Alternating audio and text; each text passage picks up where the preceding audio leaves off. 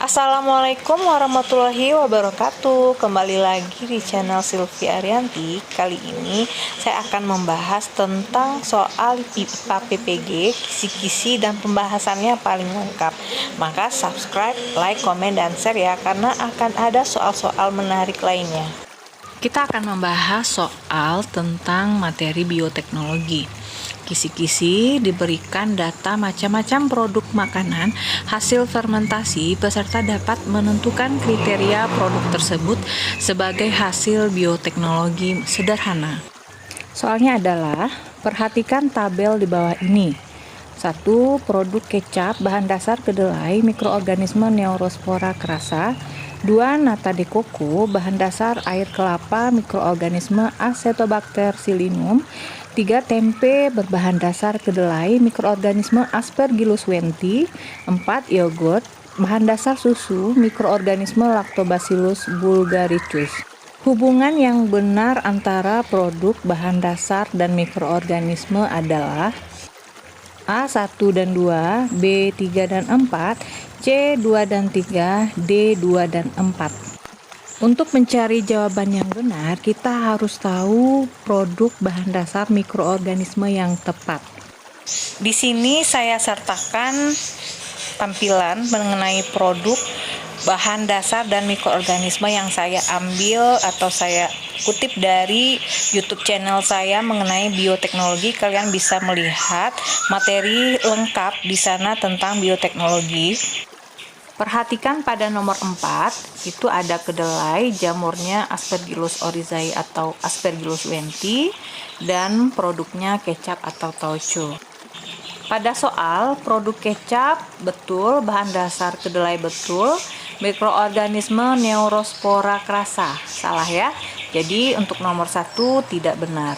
Selanjutnya perhatikan nomor 7, air kelapa, bakteri Acetobacter psyllinum, produknya nata de coco.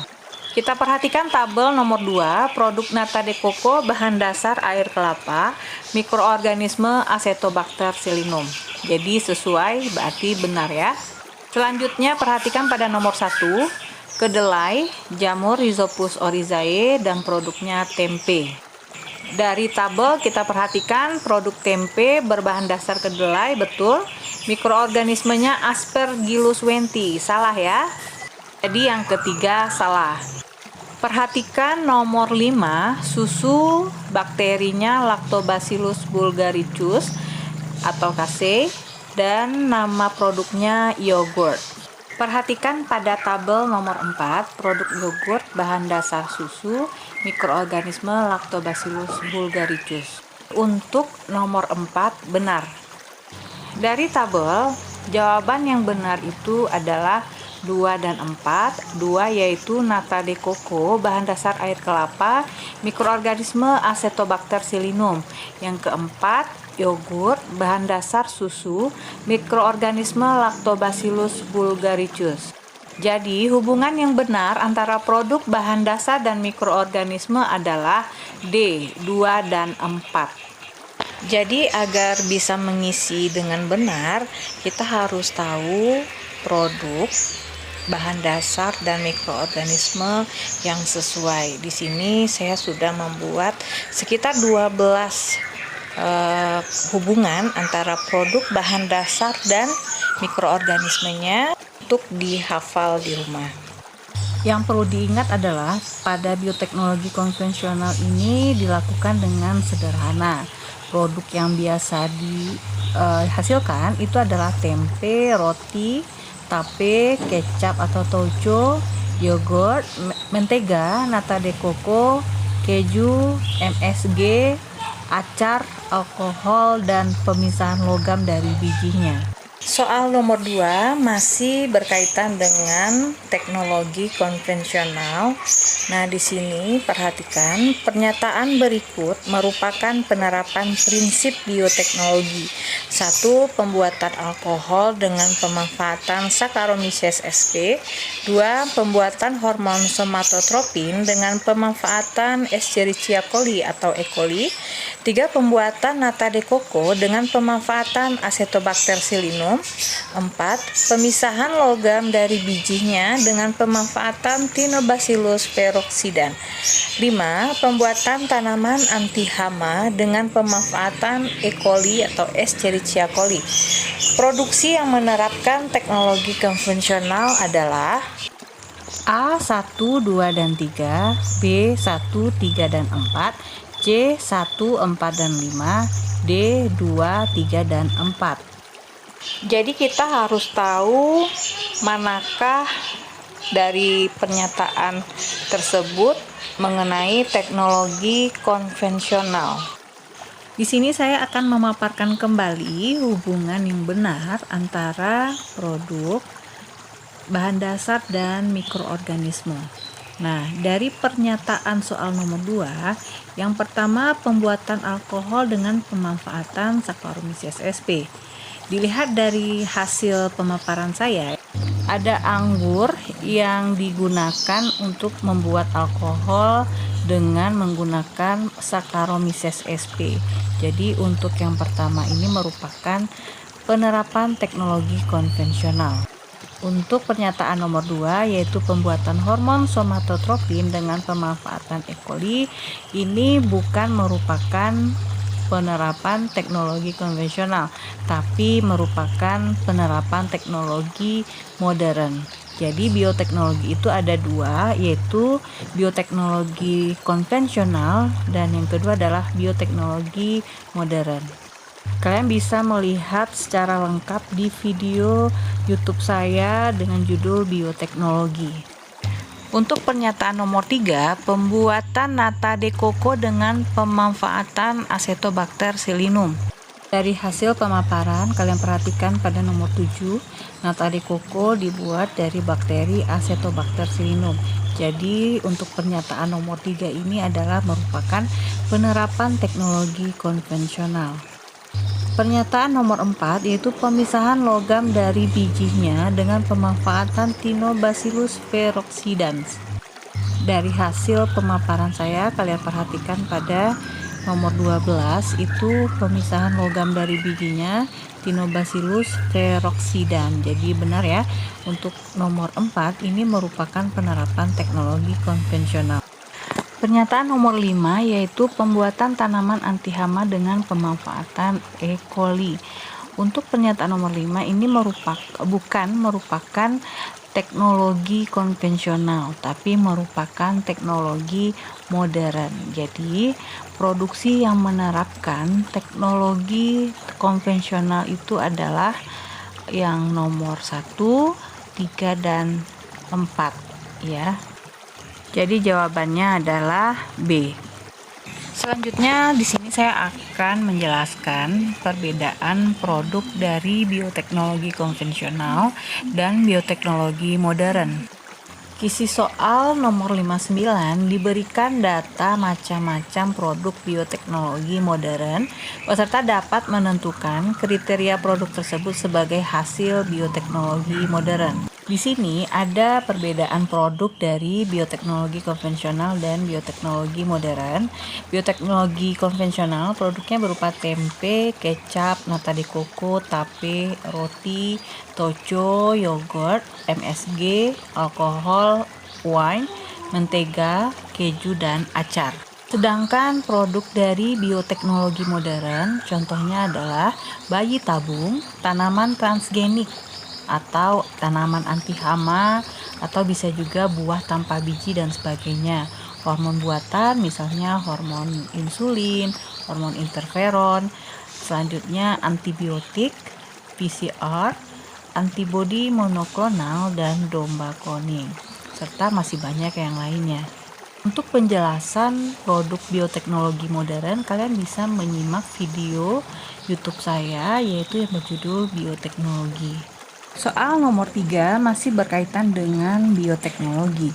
Teknologi yang tepat digunakan untuk menghasilkan bibit tumbuhan yang seragam secara genetik dengan jumlah yang sama banyak dan dalam waktu yang cepat adalah A. Rekayasa genetika, B. DNA rekombinan, C. Tanaman transgenik, D. Kultur jaringan. Di sini saya menampilkan proses dalam bioteknologi modern. Contohnya satu, rekayasa genetika, yaitu proses modifikasi atau manipulasi sekuens materi genetik suatu organisme. Jadi di sini prosesnya memanipulasi atau modifikasi DNA seperti itu ya. Selanjutnya DNA rekombinan, ini teknik menggabungkan. Jadi penggabungan DNA dari spesies yang berbeda sehingga akan diperoleh organisme baru dengan sifat-sifat yang diinginkan. Selanjutnya tanaman transgenik, ini merupakan tanaman hasil rekayasa genetika yang diperoleh dengan bantuan teknologi yang telah disisipi atau memiliki gen asing dari spesies tanaman yang berbeda atau makhluk hidup lainnya. Contohnya adalah semangka tanpa biji atau tanaman anti hama. Di tanaman tersebut telah disisipi gen asing seperti itu, jadi sudah direkayasa genetikanya. Selanjutnya, kultur jaringan merupakan membudidayakan suatu jaringan tanaman menjadi tanaman yang mempunyai sifat seperti induknya dengan tujuan memperbanyak tumbuhan dalam skala yang besar dengan waktu yang singkat. Selanjutnya, hibridoma ini merupakan sel dari hasil fusi atau penggabungan. Lalu cloning itu adalah transplantasi inti sel somatik ke sel telur tanpa inti sehingga bentuk sama seperti induknya. Berdasarkan proses bioteknologi modern yang saya paparkan tadi, yang sesuai dengan soal nomor 3 itu adalah kultur jaringan. Jadi isinya D. Kisi-kisi nomor 49 disajikan deskripsi tentang sifat fisik tanah dan atau kimia tanah. Peserta dapat menganalisis peran mikroorganisme dalam menjaga kesuburan tanah. Selanjutnya soal nomor 4 mengenai simbiosis.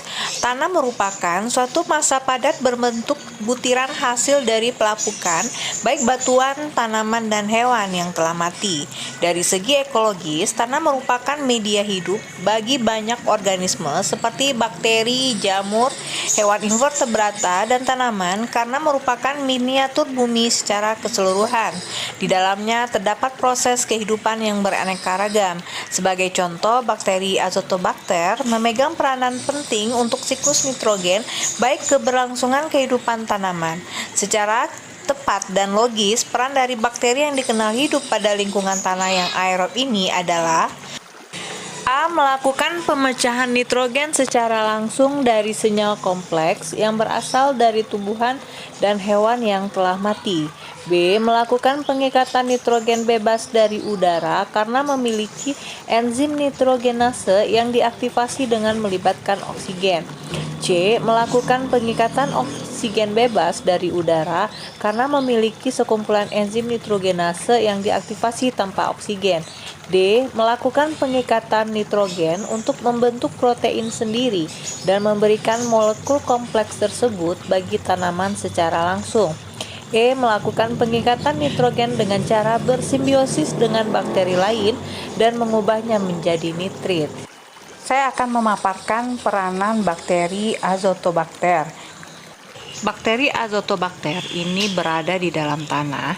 Peranannya satu, meningkatkan pertumbuhan tanaman melalui fiksasi nitrogen dari udara atau menyediakan nitrogen menggunakan enzim nitrogenase yang bekerja tanpa oksigen. Selanjutnya, produksi fitohormon eksopolisakarida, yaitu meningkatkan toleransi tanaman terhadap kekeringan dan resistensi terhadap antimikroba. Selanjutnya, pelindung tanaman dari patogen karena menghasilkan antifungik dan untuk produksi pupuk hayati, adiktif makanan, dan beberapa biopolimer. Coba kita perhatikan jawabannya. Yang A itu nitrogennya diambil dari tumbuhan dan hewan yang telah mati. Salah ya, nitrogennya diambil dari udara. Yang B, melakukan pengikatan nitrogen bebas dari udara, betul, karena memiliki enzim nitrogenase yang diaktifasi dengan melibatkan oksigen. Salah ya, enzim nitrogenase ini diaktifasi tanpa oksigen. ya. Yang C melakukan pengikatan oksigen bebas dari udara karena memiliki sekumpulan enzim nitrogenase yang diaktifasi tanpa oksigen. Betul ya, karena enzim ini bekerja tanpa oksigen. Untuk yang D melakukan pengikatan nitrogen untuk membentuk protein sendiri. Nah, di sini salah. E melakukan pengikatan nitrogen dengan cara bersimbiosis dengan bakteri lain dan mengubahnya menjadi nitrit. Nah, E juga salah karena yang diikat nitrogen bebas. Jadi, jawaban yang benar itu adalah C. Karena azotobakter ini dia mengikat oksigen bebas dari udara dengan menggunakan enzim nitrogenase yang bekerja tanpa oksigen. Soal nomor 5 tentang simbiosis, bakteri Rhizobium yang terdapat dalam akar polong-polongan dapat berfungsi sebagai biofertilizer karena A. Membantu dekomposisi bahan organik, B. Mencegah pembentukan agregat tanah, C. Berperan dalam siklus energi, D. Berperan dalam siklus hara tanah, E. Menentukan kesehatan tanah. Di sini saya akan menjelaskan tentang pengertian biofertilizer, merupakan pupuk yang berasal dari biomasa berbagai mikroorganisme tanah, berfungsi sebagai penyedia hara dalam tanah sehingga mudah diserap oleh tanaman. Biofertilizer terdiri atas bakteri, yes, dan mikroba hidup bersimbiosis dengan tanaman. Bakteri Rhizobium merupakan salah satu biofertilizer yang mampu menyediakan hara bagi tanaman. Nah, biofertilizer ini disebut dengan pupuk hayati, terbagi atas pupuk penambat nitrogen, peluru fosfat, peluru bahan organik, dan pemacu pertumbuhan serta pengendalian penyakit. Jadi, bakteri Rhizobium yang terdapat dalam akar polong-polongan dapat berfungsi sebagai biofertilizer karena bakteri ini berperan dalam siklus hara tanah. Kita tahu bahwa bakteri Rhizobium ini sebagai pengikat nitrogen bebas yang ada di akar kacang polong-polongan yang diubah menjadi amonia. Amonia itu diperlukan oleh tumbuhan dalam membentuk protein. Sehingga jawaban yang benar adalah D, berperan dalam siklus hara tanah. Di sini kalian juga harus tahu apa beda bakteri Rhizobium dengan bakteri Azotobakter. Bakteri Rhizobium dan Azotobakter ini sama-sama berfungsi mengikat nitrogen bebas dari udara. Bedanya adalah kalau Rhizobium bersimbiosis dengan akar kacang polong-polongan, sedangkan bakteri Azotobakter tidak bersimbiosis. Kisi-kisi biodiversitas nomor 48 disajikan data tentang jaring-jaring makanan di lingkungan. Peserta dapat memprediksi hal yang akan terjadi pada jaring-jaring makanan tersebut apabila ada komponen yang berubah atau terganggu.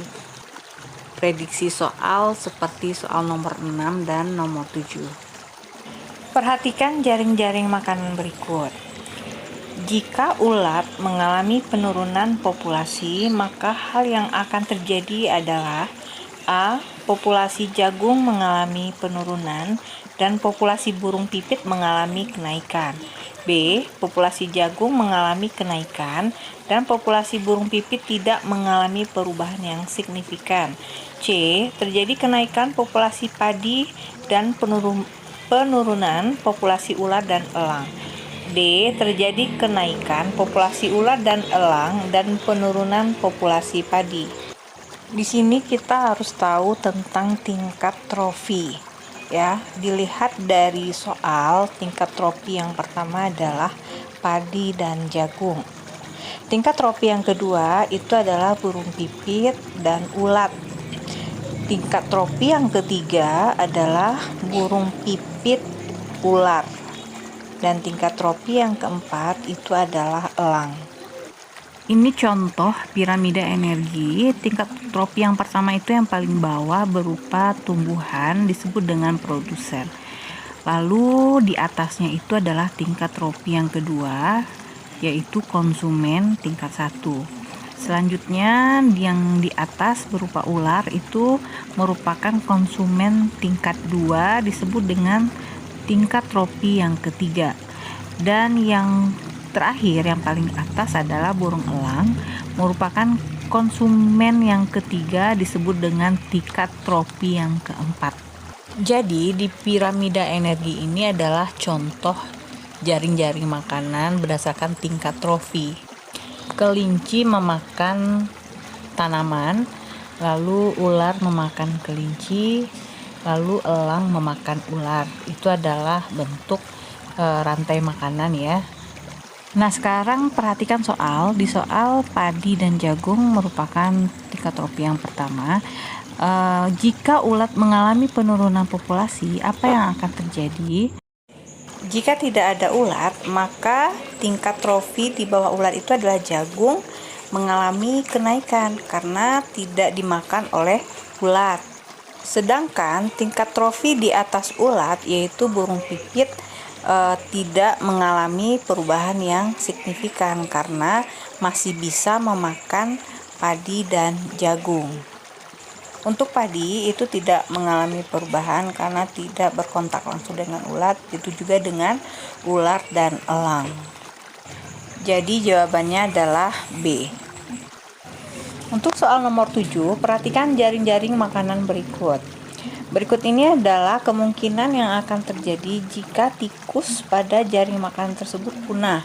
A. Populasi kelinci meningkat karena makanannya meningkat. B. Makanan untuk kelinci menurun karena populasi kelinci tinggi.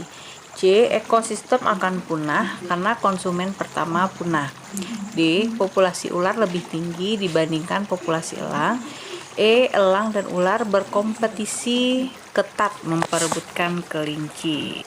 Dari soal kita lihat, jika tikus punah, maka makanan ular itu adalah kelinci, sedangkan kelinci juga dimakan oleh elang. Jadi ular dan elang akan berkompetisi mendapatkan kelinci.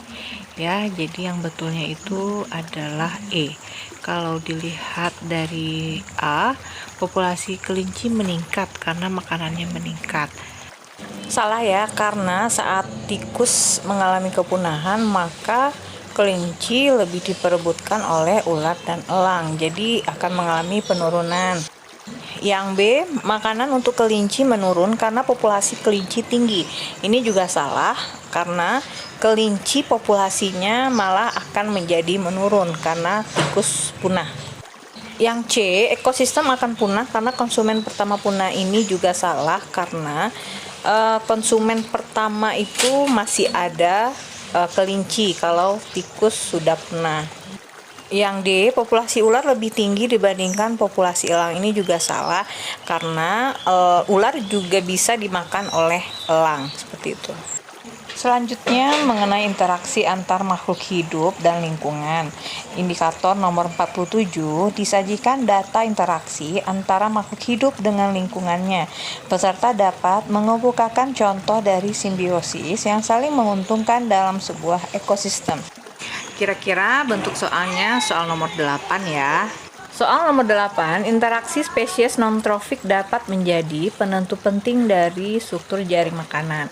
Dalam ekologi, bila terjadi interaksi antara 1. Mikroorganisme diazotropis yang memfiksasi nitrogen pada tanaman padi. 2. Jamur penicillium dengan bakteri atau mikroorganisme lainnya. 3. Fiksasi nitrogen yang terjadi antara rayap dan fungi. 4. Bakteri, archaea, dan fungi yang hidup dalam saluran digesti manusia. 5. Cacing yang hidup di lobster air tawar dan memakan mikroorganisme pada insang dan eksoskeleton lobster. Interaksi spesies yang mendatangkan keuntungan pada masing-masing organisme ditunjukkan oleh A. 3 dan 4, B. 1 dan 3, C. 2 dan 4, D. 1 dan 5, E. 4 dan 5. Jadi, interaksi yang saling menguntungkan itu disebut dengan simbiosis mutualisme.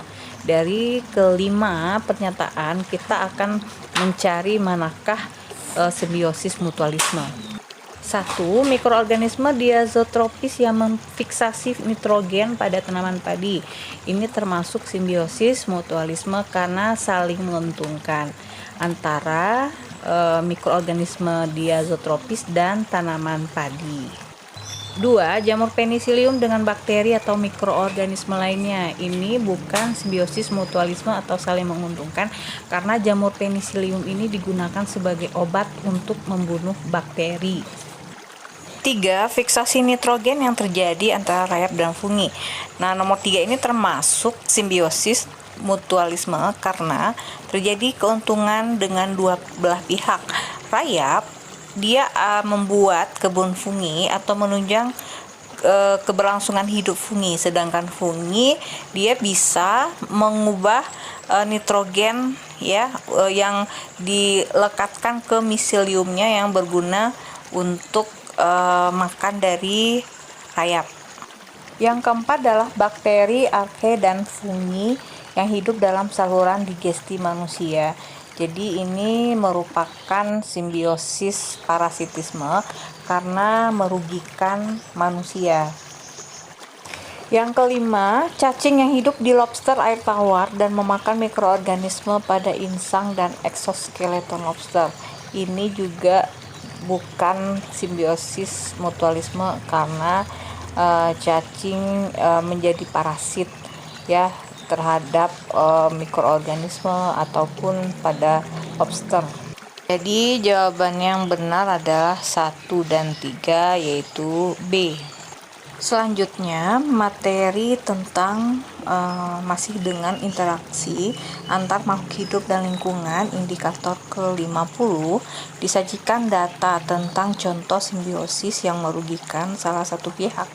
Peserta dapat menentukan alasan penggolongan tipe simbiosis tersebut. Nomor 9, tanaman benalu atau loranthus sering ditemukan hidup menempel pada batang tanaman jambu biji. Tanaman jambu biji lambat laun menjadi kurus kering seiring bertambah lebatnya pertumbuhan benalu.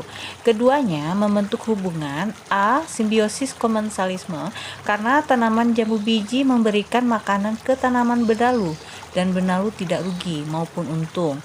B. Simbiosis parasitisme karena tanaman benalu menyerap makanan dari tanaman jambu biji sehingga merugikan tanaman jambu biji.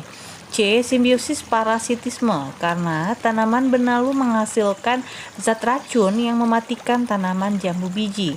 D. Simbiosis komensalisme karena tanaman benalu dapat memperoleh cahaya matahari lebih banyak dengan menumpang pada tanaman jambu biji. Jadi simbiosis itu contohnya adalah pertama simbiosis mutualisme di mana dua belah pihak saling menguntungkan. Yang kedua, simbiosis komensalisme, di mana salah satu untung dan yang lain tidak dirugikan ataupun diuntungkan atau netral.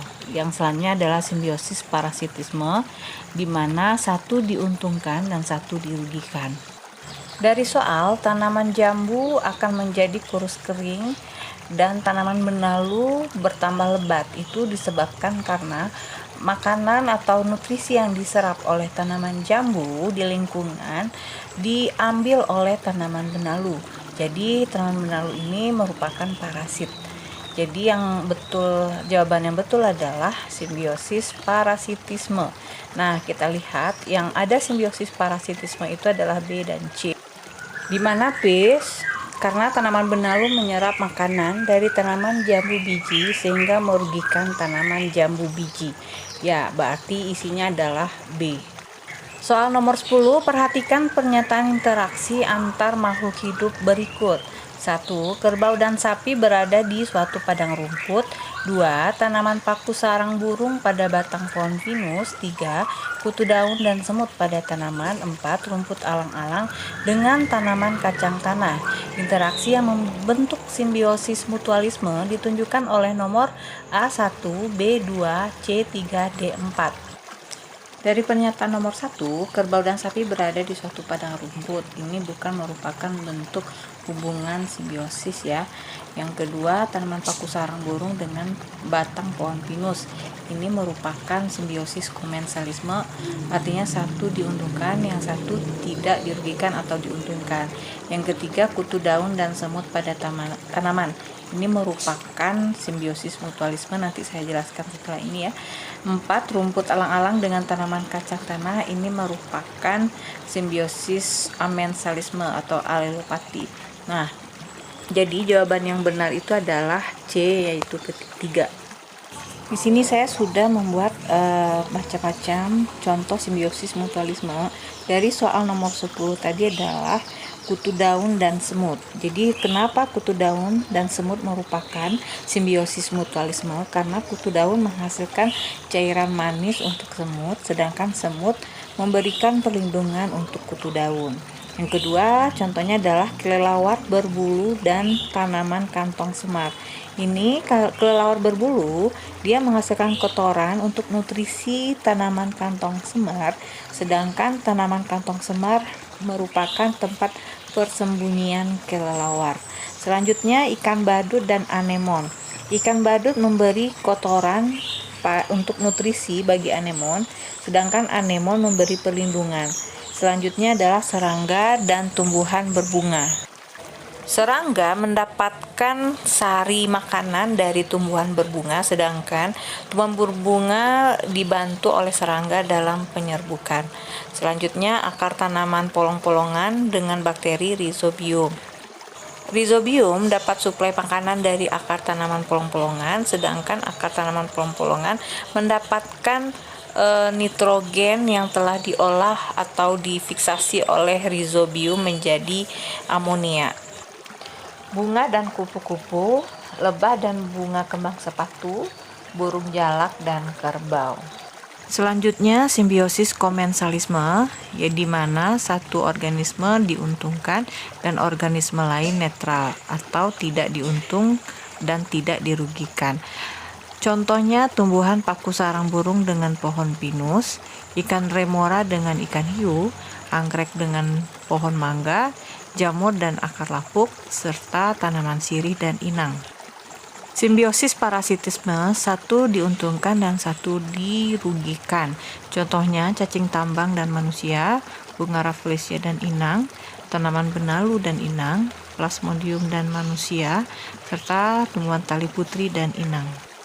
Simbiosis amensalisme merupakan simbiosis yang terjadi antar makhluk hidup, di mana satu makhluk hidup dirugikan dan satu makhluk hidup netral, tidak dirugikan dan tidak diuntungkan. Contohnya adalah jamur penicillium dengan bakteri, di mana jamur penicillium akan membunuh bakteri, tapi jamur penicillium tidak dapat keuntungan apapun. Selanjutnya, pohon walnut atau kacang dengan tumbuhan lain. Tumbuhan lain tidak bisa hidup karena tumbuhan walnut menghasilkan senyawa alelopati. Terima kasih sudah berkunjung ke channel ini. Semoga bermanfaat dan jangan lupa subscribe, like, komen, dan share ya, karena akan ada materi yang menarik dan soal-soal yang menarik lainnya. Assalamualaikum warahmatullahi wabarakatuh.